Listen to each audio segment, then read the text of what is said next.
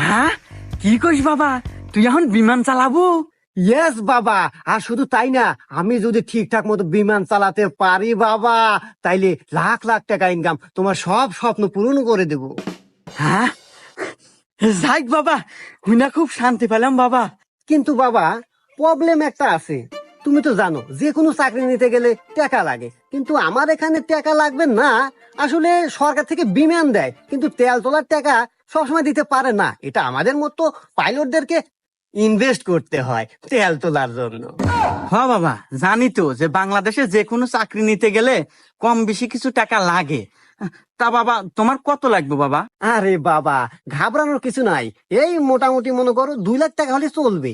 আসলে বাবা, বর্তমান যুগে চাকরি নিতে তো 15-20 লাখ টাকা লাগে। সে আন্দাজে তো 2 লাখ টাকা কমই আছে। কিন্তু তুই তো বাবা আমার অবস্থা বুঝিস, 2 লাখ টাকা আমার কাছে মেলা টেহা, এই মুহূর্তে তো গোছ না।